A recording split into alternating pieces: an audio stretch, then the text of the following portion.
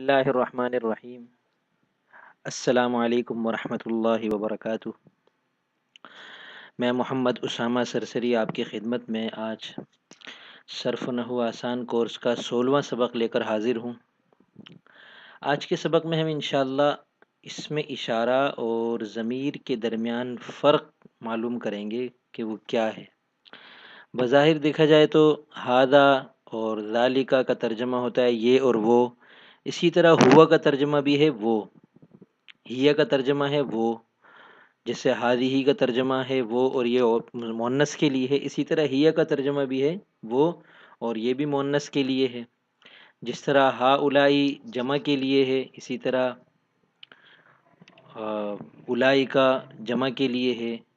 تو اسی طرح اسم ضمائر کے اندر ہم اور ہنہ یہ جمع کے لیے استعمال ہوتے ہیں۔ تو فرق کیا ہے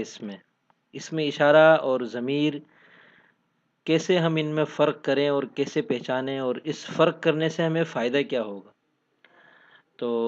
فرق کرنے سے فائدہ یہ ہوگا کہ ہم ان کو درست طریقے سے استعمال کر سکیں گے، اور جس عبارت میں ہم اس میں اشارہ یا ضمیر کو دیکھیں گے تو پھر اس کے مطابق اس کے ساتھ ہم آگے کی کارروائی کریں گے کہ اب اس میں ہم مزید عبارت کے اندر اور ترجمے کے اندر کن کن باتوں کو ملحوظ رکھیں۔ چونکہ یہ ضمیر ہے اس وجہ سے ترجمہ اس طرح ہوگا، اور چونکہ یہ اس میں اشارہ ہے تو اس وجہ سے ترجمہ اس کا اس طرح ہوگا۔ تو چونکہ اس کا باقاعدہ دخل ہے ان چیزوں میں، اس وجہ سے یہ فرق معلوم کرنا ہمارے لیے بہت ضروری ہے۔ تو فرق یہ ہے کہ اس میں اشارہ جو ہوتا ہے وہ کسی چیز کی طرف جب باقاعدہ اشارہ کیا جاتا ہے ہاتھ کے اشارے سے، یا کوئی چیز کوئی بات یاد دلائی جاتی ہے، کوئی واقعہ یاد دلایا جاتا ہے، تو جب ہم کسی سے بات کر رہے ہوتے ہیں اور اس کی توجہ کسی خاص چیز کی طرف کر کے ہم ایک چیز کے اشارہ کرتے ہیں، جیسے سامنے رکھی ہوئی کوئی کتاب ہے، کوئی اور چیز ہے، اس کی طرف اشارہ کر کے ہم کسی سے بات کرتے ہوئے کہتے ہیں کہ یہ چیز، یہ گلاس ہمیں دے دو، یہ کتاب اٹھاؤ، وہ دیکھو اس دیوار کے اوپر کیا ہے۔ تو یہ اس کے لیے ایسے موقع پر ہم اس میں اشارہ استعمال کرتے ہیں۔ اور جب کلام میں کسی کا تذکرہ ہو رہا ہوتا ہے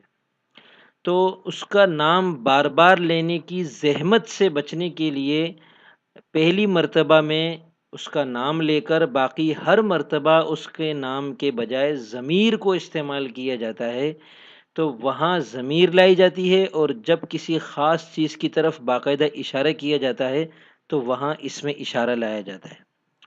اب عبارت میں ان کے اندر فرق یوں ہوتا ہے کہ جیسے ہادہ اور ذالکا ہے، تو جس چیز کی طرف اشارہ ہو رہا ہوتا ہے، اشارہ دیکھیں ضمیر سے بھی کسی نہ کسی کی طرف ہو رہا ہوتا ہے۔ ہوا جب ہم کہتے ہیں اور اس کا ترجمہ ہم کرتے ہیں وہ، تو ظاہر سی بات ہے کہ آپ پوچھ سکتے ہیں کہ وہ کون، تو میں جواب دوں گا وہ سے مراد وہ ہے، تو اشارہ کسی نہ کسی کی طرف ہو رہا ہے، اس میں اشارہ میں بھی اشارہ ہو رہا ہے۔ لیکن ہادہ اور ذالکا جو کہ اس میں اشارہ ہے، اس کا جو مشارن الیہ ہے، یعنی جس کی طرف اشارہ ہو رہا ہے، یہ اگر ہم لفظوں میں ذکر کریں گے تو یہ اس کے بعد آئے گا۔ ذالک الکتاب، وہ کتاب، قرآن کریم کے اندر جو ہے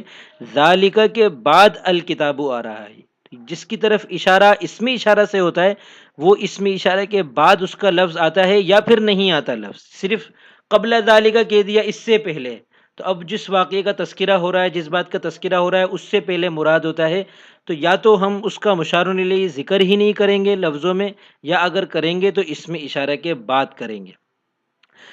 ضمیر میں یہ ہوتا ہے کہ جو مشار الیہ ہے، ہم اس کو مشار الیہ نام دے دیں یا کچھ بھی نام دے دیں، وہ ضمیر سے پہلے ہوتا ہے لفظوں میں۔ جب ہم کسی شخص کے بارے میں کوئی واقعہ، مثال کے طور پہ میں بتا رہا ہوں آپ کو کہ ایک شخص میرے پاس آیا، تو اب میں کہوں گا جاءنی رجل، وہ ایک شخص میرے پاس آیا۔ اب میں اس شخص کے بارے میں جو بھی بات آپ سے کہوں گا، میں ہوا ضمیر استعمال کروں گا یا ضمیر مرفوع متصل استعمال کروں گا جو کہ ضربہ اور سمعہ کے اندر محذوف ہے،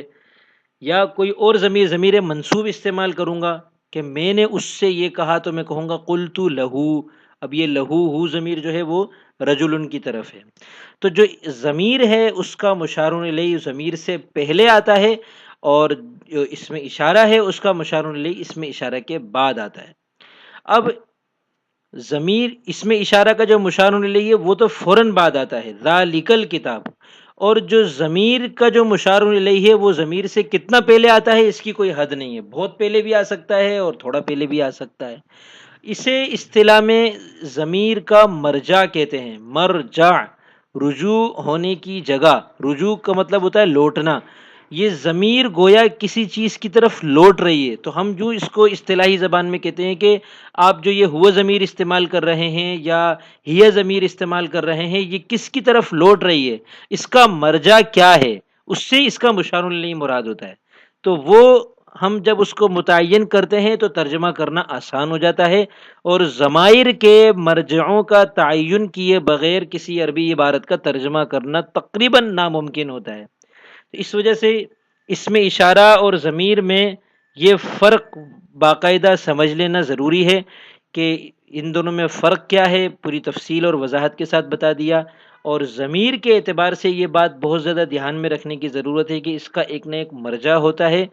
اور وہ مرجع ضمیر غائب ہی کا ہوتا ہے۔ ضمیر میں پھر حاضر کی ضمیریں بھی ہیں اور متکلم کی ضمیریں بھی ہیں، تو ضمیر حاضر اور ضمیر متکلم میں تو حاضر اور متکلم ہی مراد ہوتے ہیں، ضمیر غائب میں اس کا جو مرجع ہوتا ہے وہ کچھ نہ کچھ ہوتا ہے اور اس کو متعین کرنا ضروری ہوتا ہے۔ تو آج کے سبق میں الحمدللہ ہم نے یہ بات بالتفصیل سمجھ لی کہ اسم اشارہ اور ضمیر کیا، ان میں کیا فرق ہے۔ اس کی ایک مثال اور میں پیش کر دیتا ہوں اور پھر سبق ختم کرتا ہوں کہ ذالک الکتاب لا ریب فیہ،